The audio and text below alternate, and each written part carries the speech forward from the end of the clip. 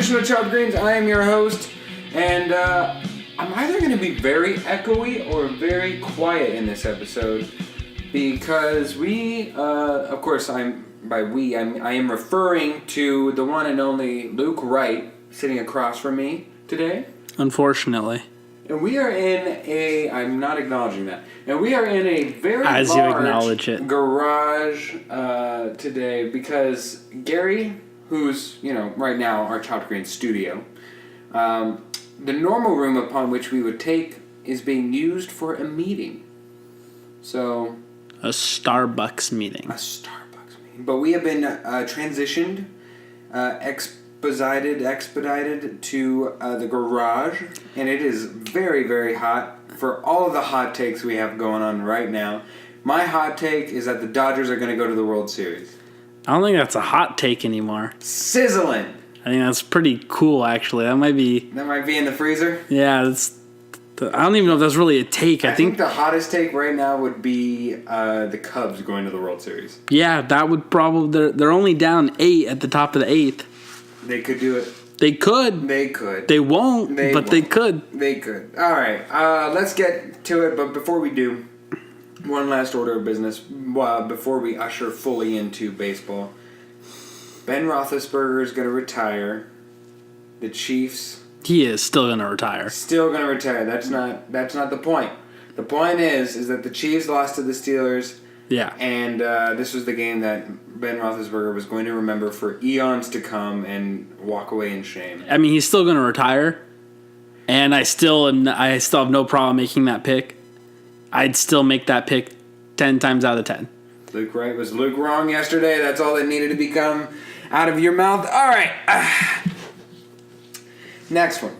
What do you mean yesterday? Do you not know how time works? It's subsequent.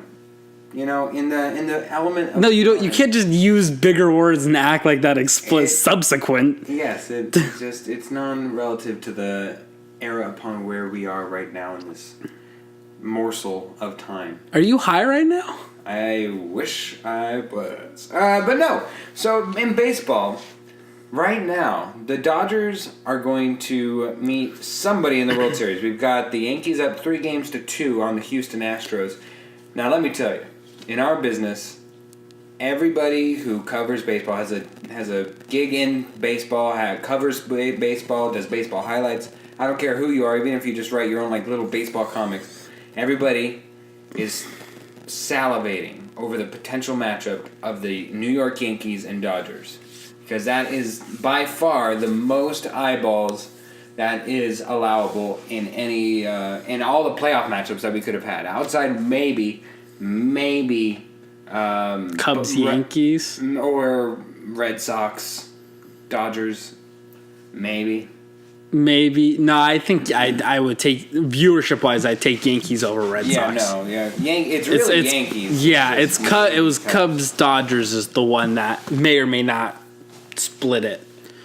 Last year, Cubs Yankees would have been by far that would have easily been through the roof. Yeah, would have broke every record more so than it did last year. However, we know almost for a fact, and it almost feels like it's so far away that we can't jinx it. If it was only 2-1 lead or something, I feel pretty safe in the Dodgers.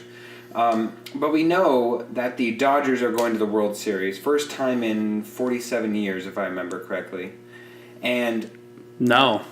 That's not how math works. They win in the 80s. Maybe it was 37 years. Yeah, maybe 37. I want to say it was 80, 83, I think, was the last time they went. Went to the World Series. So they went... Sometime in the 80s. Oh, well... Last time they won was in 1965. Mm-hmm. Last time they went was 1988. 88. So 30 years. 30 years ago. 29 years ago. Okay. Anyways. So, Dodgers breaking through the mold, and the Yankees team that never was, never given a chance this year. The last time they won was 1988. Where are you looking up your stats? The Google. Do you know how to use Google? Actually, it really is. It's That's pretty bad. Wikipedia was where I found that one. Anyways, Yankees. Let's kind of go in alternate universes here. Who for the Dodgers? If you're a Dodgers fan listening to us right now, rooting for the Dodgers die hard, which team do you want more? Not more viewership, but you want more to ensure that you get and bring home the World Series. When I look at these two teams, they're obviously not identical by any means. But if I'm looking in regards to the Astros and Yankees, yes. But when I look at them, I see some very close similarities in that one, their starting pitching's a little iffy. You have that one true ace. Apparently the Astros now have Verlander, who is, while had an up and down regular season, especially his last start for the Astros in the postseason was just magical. If he can keep that up, he'd be a lot more dangerous than whatever the Yankees can throw at you game two. But the Yankees having a more than serviceable CC Sabathia this postseason. You have. And Tanaka's been good at home. You can't pitch him on the road. So, I mean, I think if I'm looking... Huh? Why is that? He just can't. He's not good on the road. He hasn't been able to perform the same way that he's been able to perform playing at Yankee Stadium. So if I'm looking at the two, even though right now the Yankees look like the more dangerous team, I'd still rather play the Yankees than I would the Astros. It's loaded with a lot more. The Astros are loaded with a lot more talent, specifically at hitting, a lot more consistent older talent that you can count on a little bit more. And also you have that Keuchel Verlander 1-2 punch that you're going to get with Houston. When I look at the Yankees, they're a team that's going to be dangerous if they do make it, but they're a team that can be a little inconsistent both pitching and hitting wise. So if I'm looking at the two and I am the Dodgers, I would rather play the Yankees than risk Astros starting to get hot against me. Not just to be controversial, but I'll go the other side of you. I think that they want the Astros more so than the Yankees for a couple of reasons. One, the starting pitching, I think, would be a wash for the Houston Dodgers series. Plus, given the fact that there's it's minimal, and the Dodgers will have now more of it, but there's a minimal amount of rest time that is allotted before they actually play the World Series. I think that pitching will be rechecked, and so that way it'll be ace versus ace, and you'll go on down the line. I think that they'll have a lot of the similar outcomes, and those first couple of games within the World Series will be low-scoring affairs, starting pitcher-wise. It's when we get into that middle of innings relievers that I think the Yankees hold a distinct advantage over the other two teams. Closers, they're all pretty average. I mean, Aroldis Chapman has a lot of merit to his name, but he hasn't really made any huge mistakes. Hasn't been out of this world either. But really, Kenley Jansen has performed admirably in the few starts that they've needed him to for the Dodgers. But for me, the Dodgers and the Houston Astros both have a soft, gooey middle of the pitching rotation that I think either the Yankees or, again, go to the Dodgers or Astros depending on what the matchup is. I think a lot of teams could take advantage of that, and that's where the pitching will be. But it's an inverse for the Yankees where that bullpen will save them and get them out of a lot of trouble that they'll find themselves in, and it already has even within the who did they just face? The Nationals? No, I'm sorry. Who did they get down 0-2? The Indians. I'm sorry, the Indians. I just wanted to watch you struggle. It was fun. Yes, I know. I was going in between conferences, but that bullpen is just incredible for the Yankees, and it's gotten them out of a lot of tough situations. For that reason alone, I would much rather have a tough first couple of innings, first 4, maybe even 5, depending, because I don't think Kershaw's going past 4 or 5. I would much rather have a tough first 4 or 5 innings and get the runs where I need them most and where they'll count the most, and know what my goal is. If I only need 3 runs to win, and I know that that metric's not going to move throughout the entire rest of the game, that's what I want. I think something we need to also kind of mention, specifically because of how the AL series is shaping out right now, is baseball is not like hockey or basketball in terms of home/away schedules. Baseball is 2-3-2, meaning whoever has the top seed plays 2 at home, and then you go on the road for 3, and then you finish at home. And that's something that's been a fair criticism of baseball, specifically for reasons like what we're seeing right now is Astros are the higher seed, but they are going into Game 6 at a disadvantage, being down 3-2, because the winner of every single game in that series has been the home team so far. So in baseball, we might see something like that influence how this series goes if it's the Yankees and Dodgers, and the Yankees just continue to win at home, and they only have to win one game, either 6 or 7 in LA. You're going to see things play out, I think, differently than if you would see it in the traditional 2-2, 1-1-1 set. See, I really feel like the 2-3-2 format really negates that home field advantage that is earned by the top seed. Now, correct me if I'm wrong, but I know if the Yankees make it, the Dodgers will have home field advantage. Did the Astros get the overall best record, or did the Dodgers seal that? I remember that they went on that losing streak, and I can't, for the life of me, remember what they were. The Houston Astros went 101 wins, and the Dodgers had 104. So regardless, they'll have games 1 and 2 in Los Angeles. Yes. So I think it's something to look out for. I personally hate that rule. I hate that setup. I know. So stupid. I know everyone I've talked to hates that setup, but for some, and I think actually baseball recently switched back to it, which I still don't really understand because everybody hates it. And it really, to me, it's in essence a cutback on travel time and all that stuff. But it's 2017 World Series. And you're on private jets. Yeah, they all have private jets. They're all just fine. You don't really need any sort of special travel time thing. Again, hockey does 2-2, 1-1-1. Basketball does 2-2, 1-1-1. Football doesn't matter. It doesn't matter because neither team at least gets a home field advantage. That'd be an interesting format, though, as if baseball were to set it up on a neutral field and they were to play all 7 games of the World Series at Petco Park or something. That would be terrible.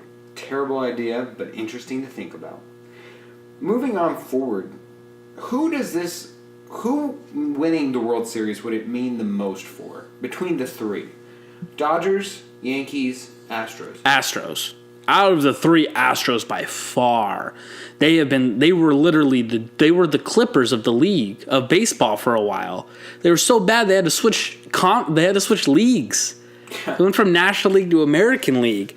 For them to be so low and then to win a World Series using their own talent with Correa and Altuve, it would mean so much more for them than it would either Dodgers or Yankees. Dodgers, I'd say, are a close second just because it's been so long since they've won a World Series. But even then, if it's between Astros or someone else, it's going to be Astros by a mile.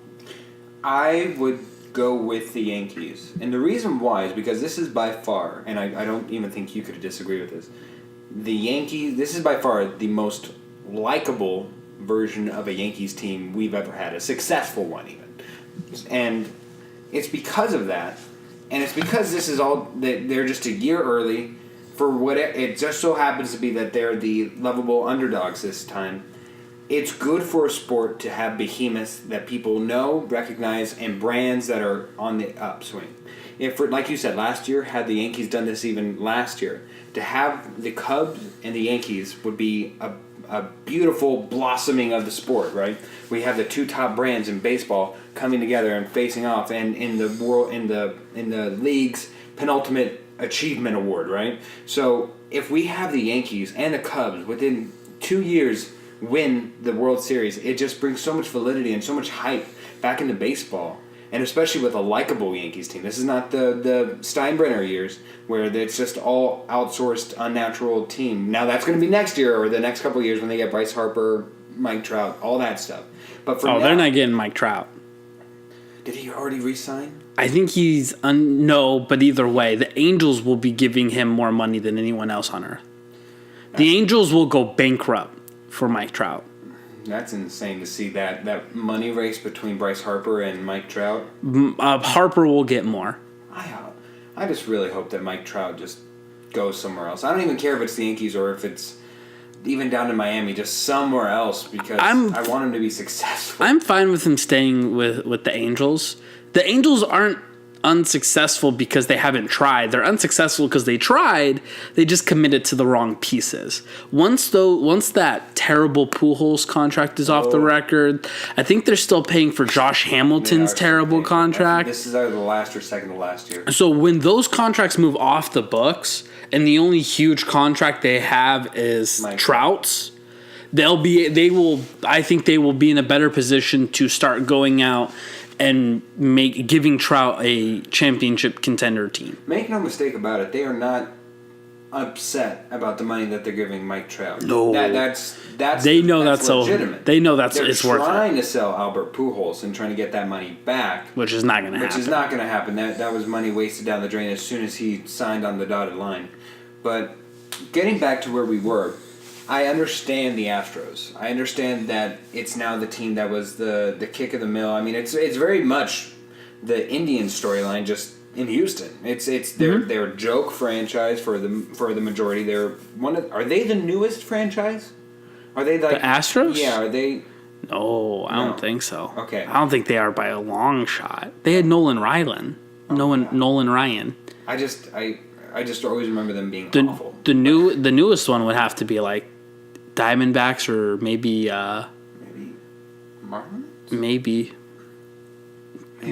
Anyways, the point is that with that, I don't think that the Houston Astros captured the attention of the world with winning. And I understand for them themselves and in Houston, it would be great if they won, just because I know of the hurricane that happened recently, and it would be great to bring awareness to that and to see a great farm system team come together, because in baseball and really in all of sports, it's a copycat league where one move begets another. As soon as the Warriors win a super team, 5 more super teams blossom behind it. As soon as Moneyball happens in baseball, 6 other teams start hiring statistics, and it's such a bad word in baseball, but they start hiring statistic managers and number crunchers.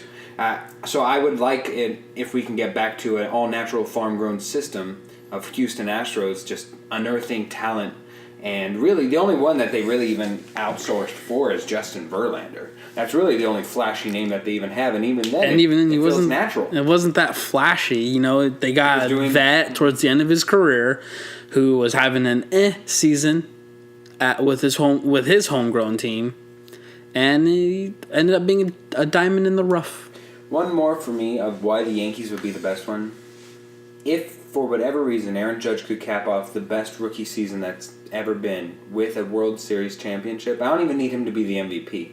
But if he just at least wins a World Series championship, that's going to be so great for baseball to have a recognizable figure as the face of the sport that has been lacking for years. I don't know if that's, even if he wins the World Series, Judge is not going to be the face of the sport. He's ascending into that role. Bryce Harper probably has that now, right? I don't even know. I'd say Trout. Maybe no. Harper. I would still put Trout over Judge, even if Judge wins it. I'm putting Judge at best third. I gotta disagree with you. You walk around, Trout just walks around. I think 8 out of 10 people don't even recognize who he is. 8 out of 10 people only recognize Judge because of how tall he is. That's something though. No, but don't get the two mixed up. Just because he's tall does not mean he's becoming. It's part of him, though. It is. It's like Shaq just walks around at his hulking figure. They're not recognizing him because they remember his, slam-a-dam or whatever. I would bet $1,000 if you go up to actual baseball fans, the people who watch them, they would recognize Trout just as much as they'd recognize Judge. You don't care about those people. If you're a person running baseball, you care about my mom saying, "Oh, who's Aaron Judge? Who is Judge playing?" But people say that about Trout.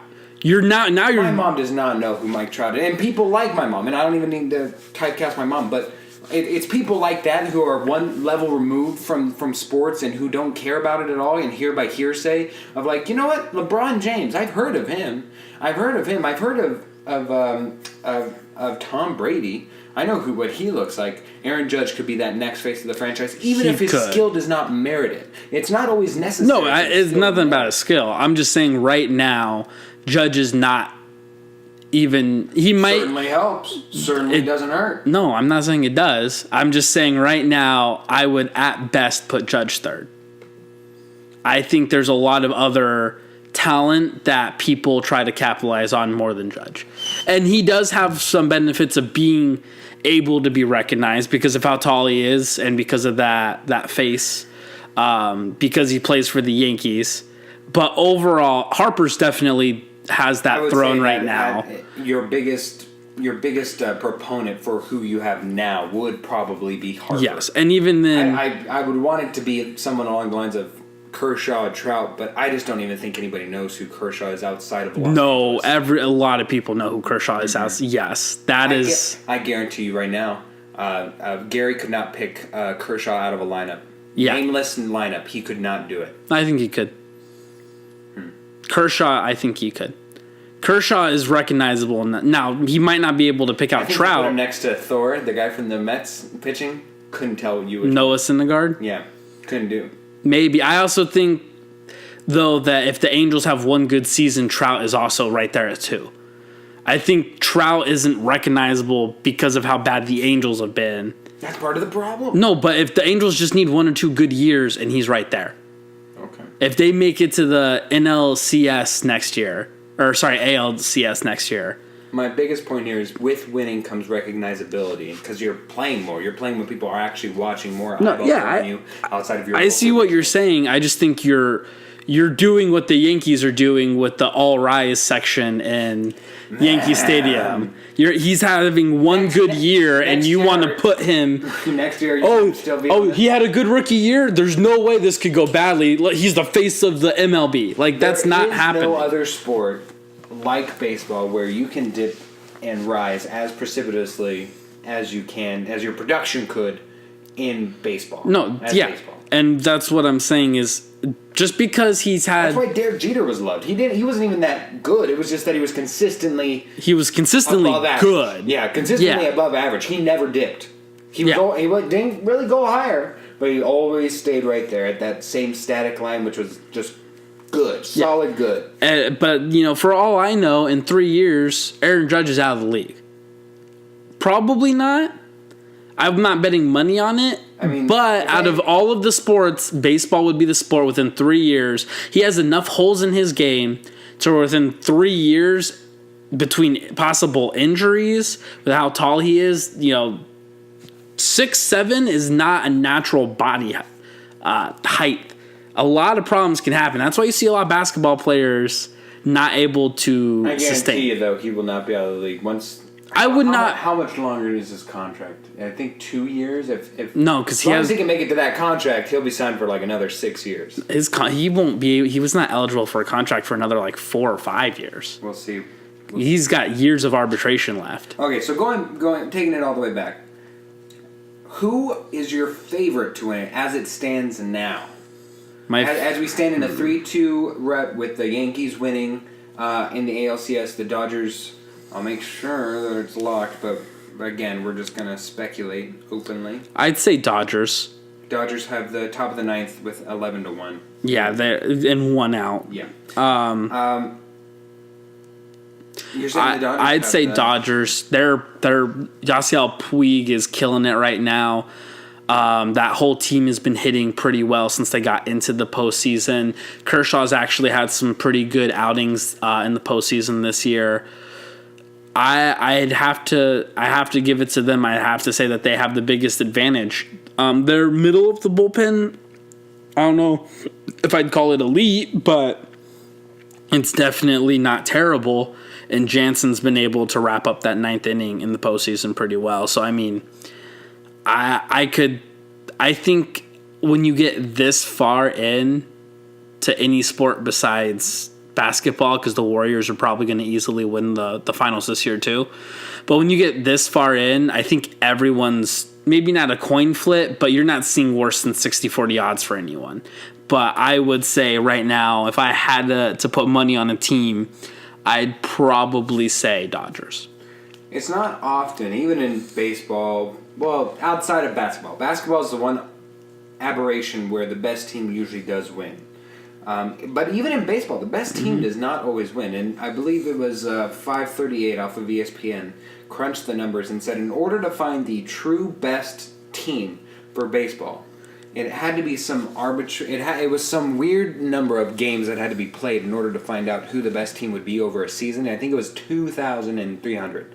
So not always the best team wins the World Series. We see that with the Angels. We see that with the Rays. We see that with a lot of upset teams that make it there and beat the supposed team that should be, or even the team that should have won it all gets stumbled up earlier in the playoffs.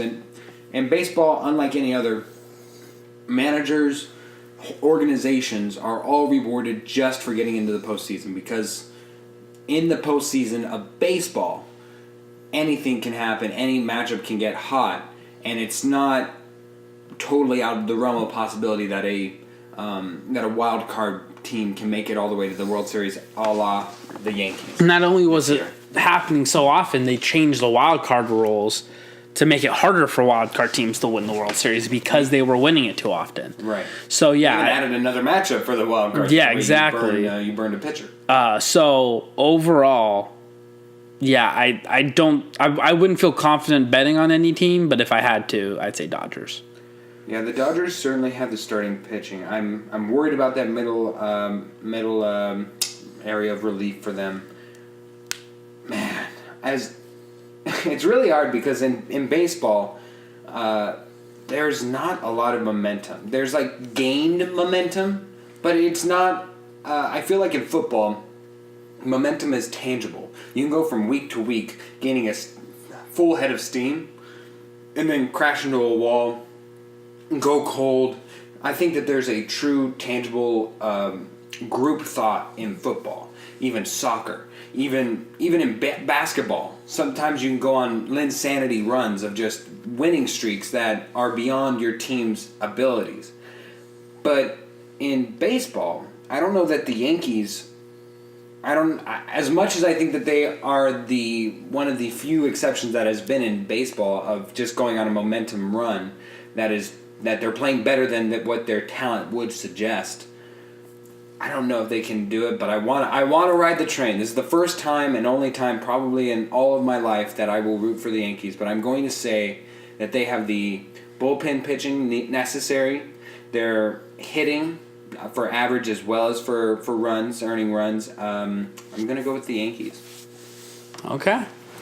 So we'll see how that goes. Again, 11-1, Chicago. You won yours last year, maybe next year, after spending some more money. But and then Yankees, Astros. When does that series end, and who wins it? I honestly don't know. It is such a crapshoot. Every home team's winning, so in theory you could say Astros win in 7. Except for the closing games, the Yankees have won on the road each game in the. No, I'm saying in this series so far. Oh, yeah. Yes. So, in theory, I could see going 7 games with Astros winning. Like you just mentioned, I could see it 7 games and Yankees winning because they have yet to lose an elimination game, obviously. And they played a lot of them. The pitching matchup is Justin Verlander versus Luis Severino. I think this will be the best shot at the Yankees winning, But even Verlander then, coming in on short rest. even then, you're looking at if Verlander can perform like he did last game, you're definitely going to Game 7.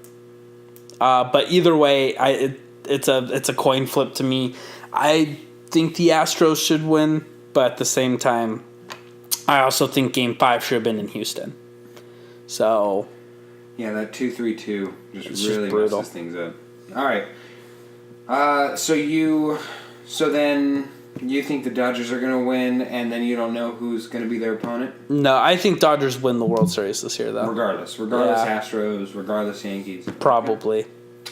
All right, I can't say I hope you're wrong. The Dodgers winning is not the end-all be-all. As much as, even though they're in the same division as the Diamondbacks, to me, I hold no allegiance to the Diamondbacks, so it doesn't affect me that much, although their fans are obnoxious. But besides that, all right, so we'll be back after this short Gimme 5 break to bring you some Gimme 5.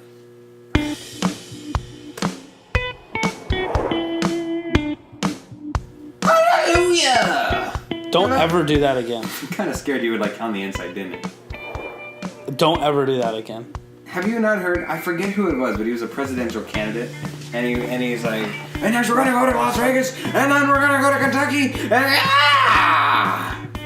I'll show you that video clip after. I'm not watching that video. It's clip. funny. I'm not watching It's that what video. essentially clip. lost him the presidential election, I'm not watching that. and it wasn't Donald Trump. All right, here we go. It is Give Me 5, the part of the show where I got 5 questions for you, Luke. Right? You got 5 questions for me. We don't know what they are, but we will answer them honestly.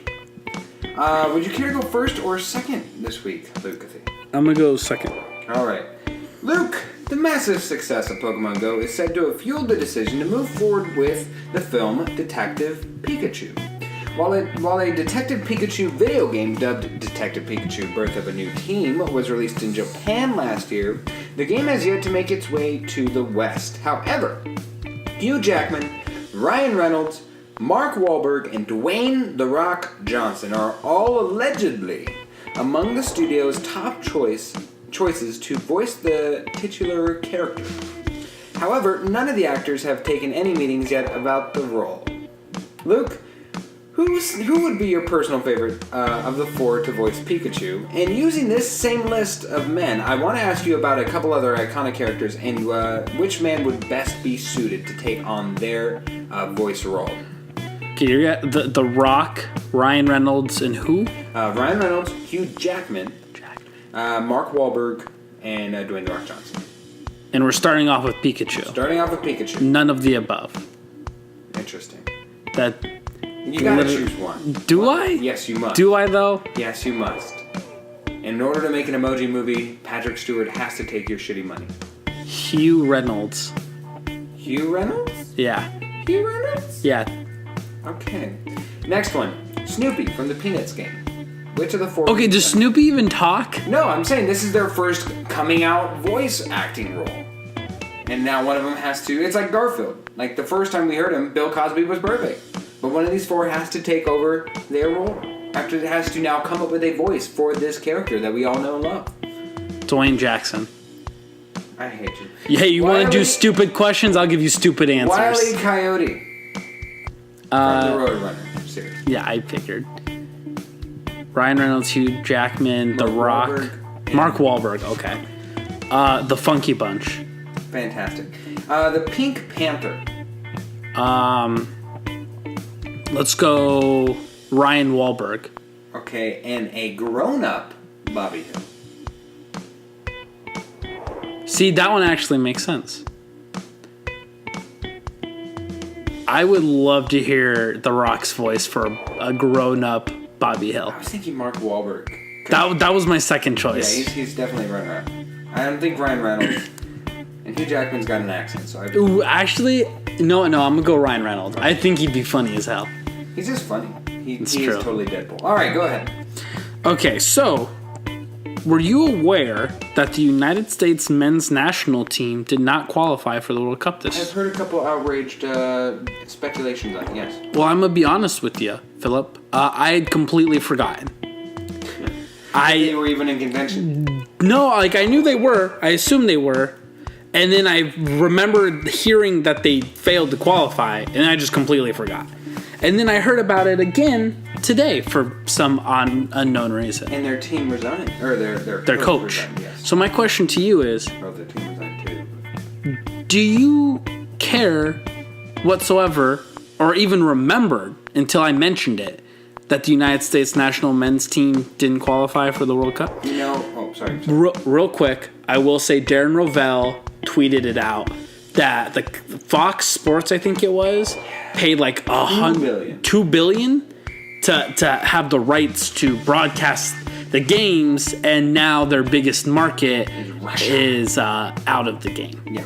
So I'll tell you, I don't miss it now because it's not going on. It's when it'll go on that I'll miss it. oh, I still won't care. Yeah. Even if they were in, I wouldn't have watched a single game.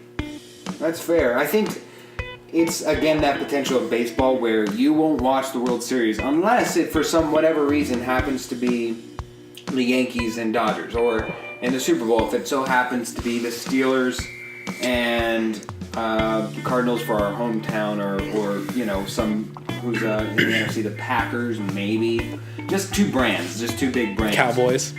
Yes, perfect. I think it's when, if say the United States were to be in contention, actual contention for a World Cup, not just in the playoffs and trying to thread water, people would have been in a fervor about it, but it's the lack thereof now that we'll miss it. Look, Chris Long of the Philadelphia Eagles is donating the rest of his year's salary to increase educational equality. The defensive end already gave up his first 6 game checks to provide 2 scholarships for students in Charlottesville, Virginia. Now he's using the next 10 to launch the Pledge 10 for Tomorrow campaign. Quote, "My wife and I have been passionate about education being a getaway for upward mobility and equality. I think we can all agree that equity in education can help affect change that we all want to see in this country." End quote.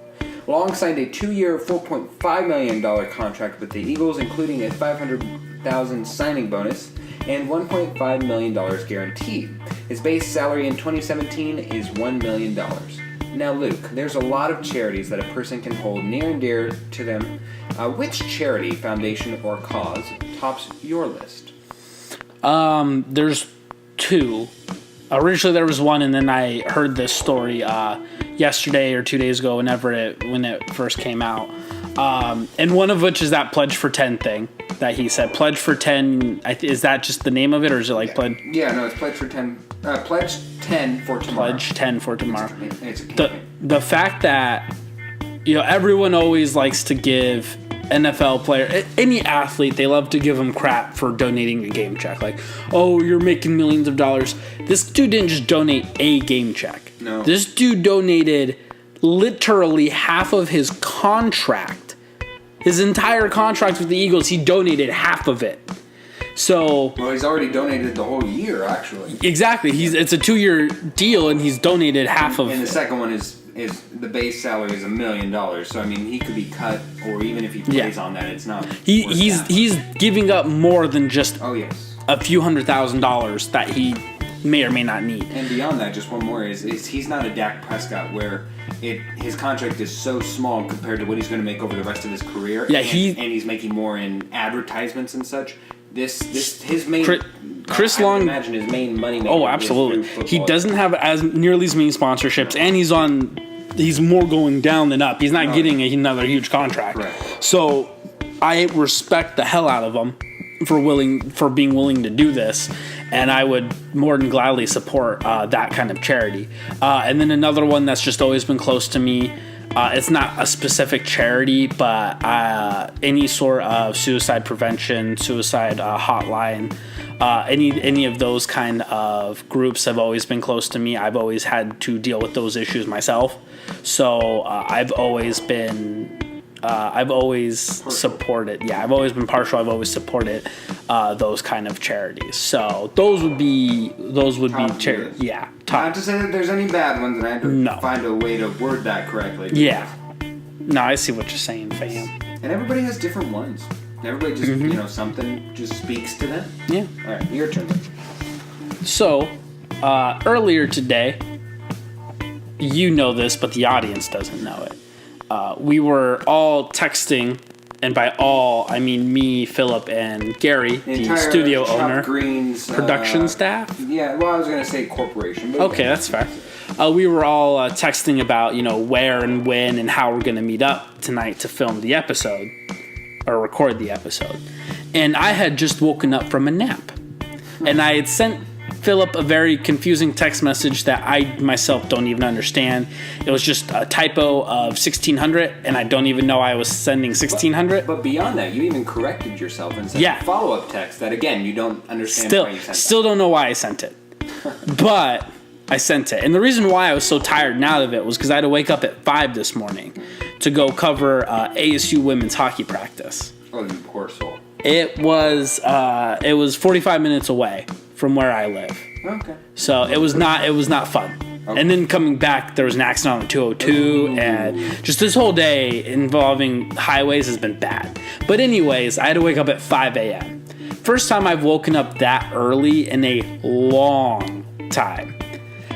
So I would hate my life if I had to wake up that early on a regular basis. So my question to you, what is the earliest you would wake up for on a consistent basis for your job? I'm telling you, consistent basis. Yes. 5 days a week, you had to wake up this early. Actually, you know what? I would probably go I'm going to go kind of so far, it's ridiculous. I'm probably going to go 1. Because I would rather have that option to just stay up all night and then... No. I gotta honor it. Because I do the same thing at that. Yeah. But no. You have to go to sleep and then wake up. Waking up even to get to work at 8 is just a brutal... It's brutal. Oh, it's so bad. Thankfully, I live 10 minutes from where I work, so it's a lot easier, but still. Yeah, I 6:45 is my max. My beyond that, I have to really have a good reason to wake up. So yesterday I did the unthinkable. Something so wrong, it felt kind of right. I took your advice and finally watched Rick and Morty. The first episode was serviceable. However, the second episode, dealing with the idea of Inception and dogs... Love that episode. Made me a believer.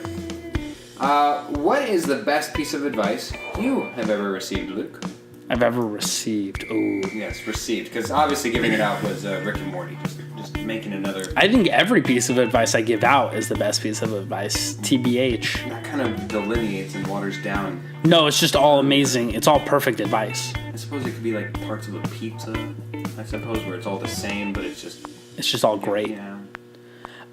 The best piece of advice I've ever received. See...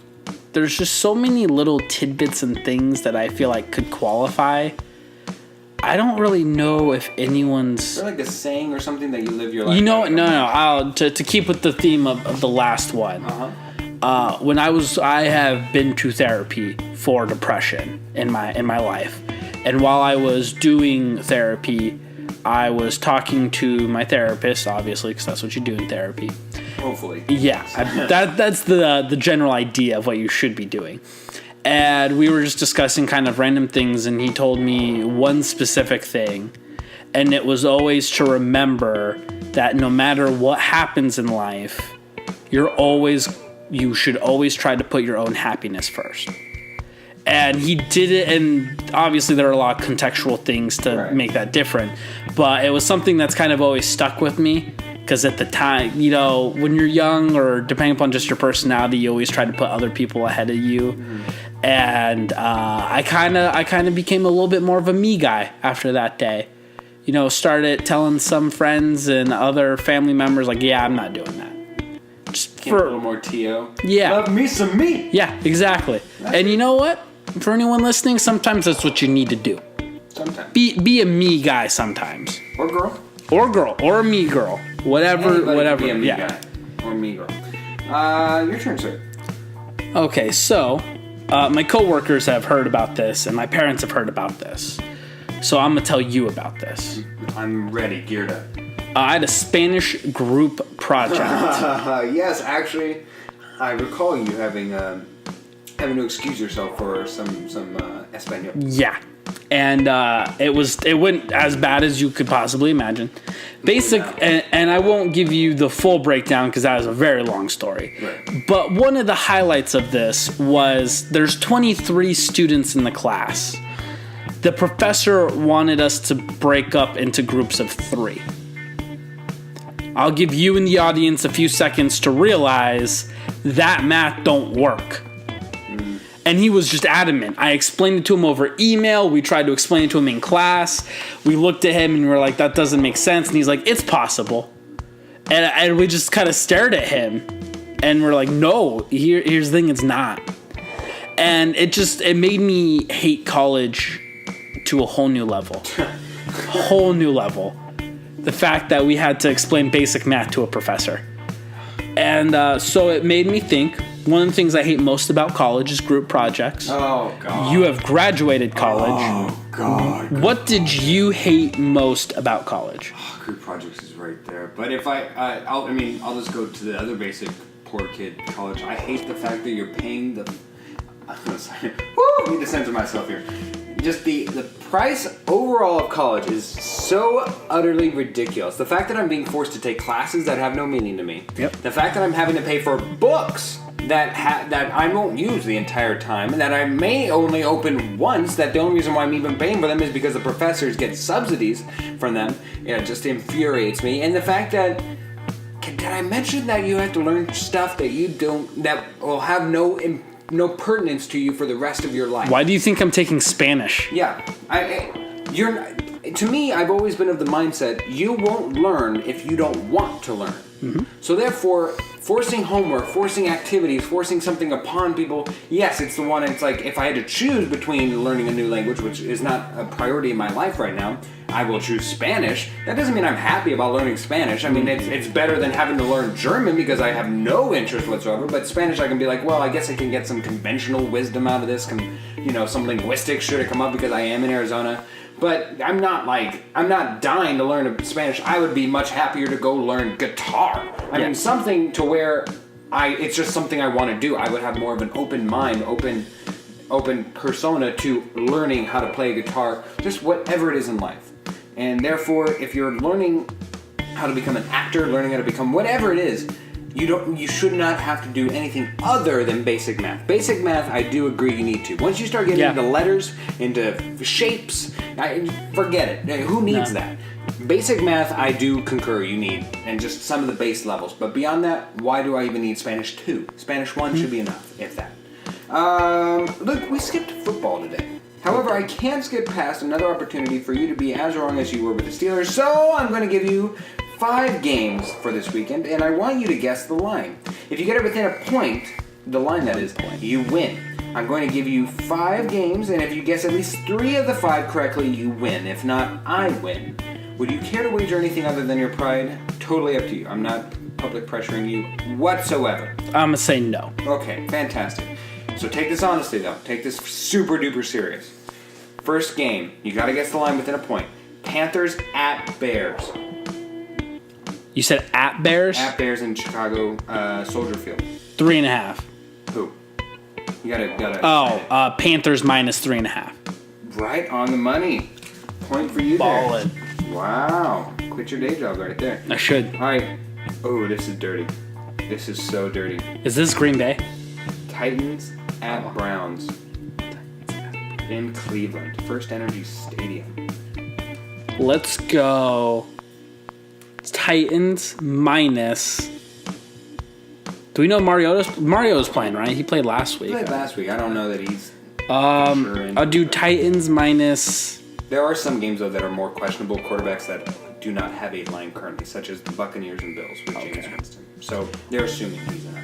I will go with Titans minus 5. Just barely, minus 6. Oh, I got within a point. You got within a point, so you're there, yeah, I know. Ballin'. All right. Let's see, which one's next? Oh. Jets at Dolphins. When in doubt, Dolphins minus 3. Wow. Ballin'. On the money. Always gotta go home team with the field goal advantage. Would you care to go for the other two just for funsies? Sure. All right, next one is Ravens at Vikings. Vikings minus. I'll go 4.5. You're within the point. Minnesota minus 5.5. Okay. And finally, to bring it all around, I should have gone with this one. I don't think you're going to get this. Seahawks at Giants. I'm going to say Seahawks minus... Ooh. That's kind of a toughie. Giants coming off a win. Seahawks minus... 5.5. Either way, you were fine. Seahawks minus 4.5. Okay. Broncos Chargers. There's no line there. Somebody hurt that I'm not remembering. Trevor Siemian. He landed on his shoulder, so they're still probably having him in injury protocol. All right. Wow. All 5. Way to go, sir. I'm sorry. I'm so fucking great. Who would you have picked on Patriots or Falcons at Patriots? Who would I have picked? Who would you have picked for the line? At Patriots 3. Minus 3. Patriots minus 3. Yeah. Right there. Yeah. A lot of straight lines this week. Probably the only one that's kind of funky. No, that's pretty even. All right. Your turn, sir. Okay, so I have a car. You have a car. Gary's not with us, but he has a car. Oprah gave away a couple of those. Yeah, Oprah's giving away some cars. A lot of people have cars, is what I'm saying here. Yes. When I was younger, I didn't have a car. I didn't get a car until about 2.5, 3 years ago or so. Oh, that younger. Yes, I thought you were talking around 5. Well, I mean, I also didn't have a car at 5. That's true. However, I don't know how to ride a bike. To this day, I never learned how to ride a bike. I'm sure if I wanted to, I could easily pick up on it. I just have no interest because I have a car. But somebody tried to argue with me that I should still learn how to ride a bike, because what if for some reason I don't have a car? And I looked them straight in the face and I was like, I'll take Uber. They're like, well, that gets expensive. And I'm like, well, it's better than riding around in a bike in 100-degree weather. So here's my question to you. If you had to go a prolonged period of time, not just a day or two, but we'll say minimum of a week, maybe even longer. You know what? We'll go minimum month. Minimum of a month. And your 2 options where you had to Uber everywhere or you had to always take your bike, what would it be? Has to be one or the other. See, fun side story is that I actually did teach myself how to ride a bike in first year of college. I taught myself, went out to the park. It was during summer school, and I just took a weekend and took a day and taught myself how to ride a bike. Didn't hurt myself once. It was only until afterwards that I hurt myself. Anyways, man, that's it. The reason why this is tough for me is because I go so far around the valley. Like I drive to. I know a lot of people in a lot of places. This upcoming weekend, I'm even trying to think. I'm going probably to Mesa, to Westside Phoenix, back to downtown, and down to Levine. I mean, I'm traveling a fair amount. Otherwise, I would be totally fine with a bike. I actually really do enjoy riding a bike. I just have had no use for it ever since I've gotten off campus. But Uber's really expensive. You know, all right. I'll go with Uber, but my wallet will hate me for it. So, Uber. All right, to close it out, to open up the NBA season, one of the NBA primetime games featured the Cavaliers and the Boston Celtics. Not even a full 7 minutes into his regular season premiere with the Celtics, Gordon Hayward severely injured his ankle, leg, the whole thing. He practically died. I don't know about that, but yes, it's pretty bad. It made me sick, and it was one of the moments where, for me, the worst thing that grosses me out is like seeing bones break. Not like, I'm pretty good with popping pimples. I'm pretty good with seeing bodily functions or what have you, or even like medical procedures. It's when like bones break and I hear, and you can hear it on the replay, and I all of a sudden actually saw Chief and Executive Gary Boucher's Facebook status talking about sorry to see Gordon Hayward, and I'm like, what? I went to go rummage around for the video, found it. It takes you about 3 plays to finally like just fully envelop the entire situation of what's going on. First time you see just the initial what happened. Second time you see how bad it was. Third time you actually hear the snap. Fourth time you look at all like how everyone reacts. Everybody just immediately. That was one of the most interesting dynamics of seeing somebody like Jay Crowder, who was on that team last year, just totally silent. Seeing D-Wade just drop to his knees. Seeing Tristan Thompson just completely grossed out. Seeing like Kyrie just cry. I mean, it was unbelievable. Everyone had everybody's reaction was. It was unbelievable. But like I said, Breaking Bones is probably one of my that genuinely grossed me out, and a few curse words were just said when I first saw it, and it was just hanging there. Oh, what grosses you out the most while watching? So not just a scenario that comes out, but while watching it, it could gross you out. It has the potential to gross you out. While watching any activity? Some activity, something that happens that grosses you out. Honestly, I've gotten to the point where like nothing, a lot of stuff kind of grosses me out, but nothing like really grosses me out.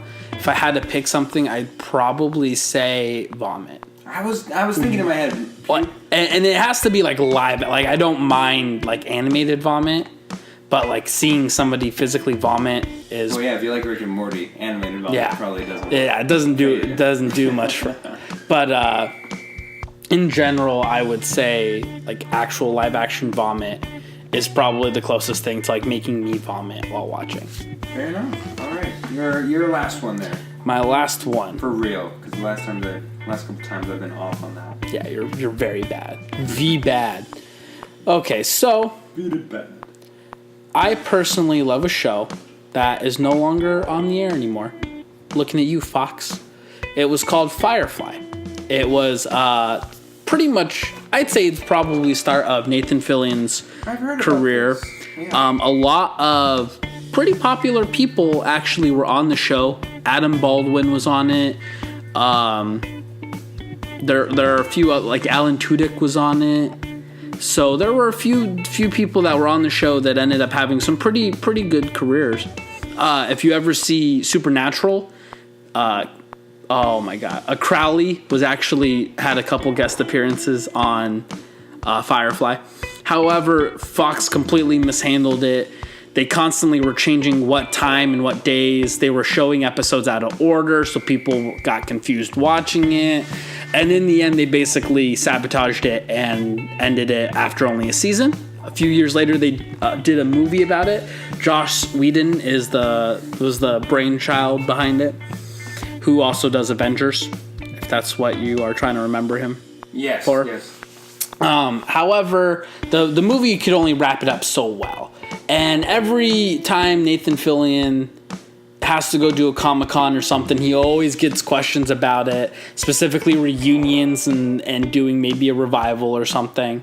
So my question to you, if you could pick any movie franchise or TV show to restart it, to give it life again.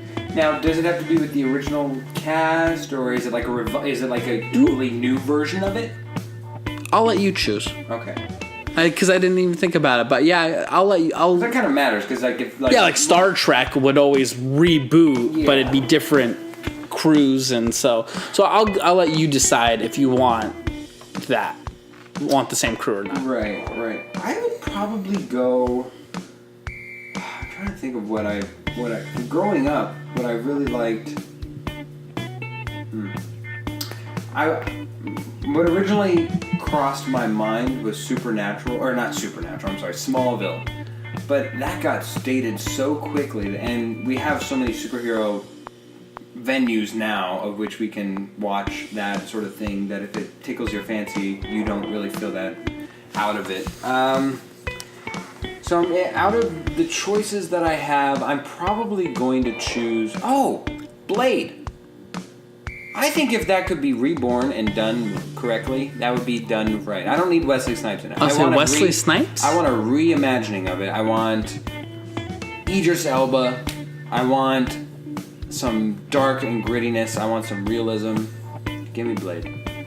Okay, I definitely was not expecting that answer, but I respect it. All right. As we close on this Give Me 5, apparently there's some controversy heading into this Kansas City-Oakland game. I think the Raiders just scored a go-ahead touchdown with like 20 seconds to go, where they have the ball they're only down 6. Very interesting. So we'll have to go catch that right now, and hopefully talk to y'all soon about that.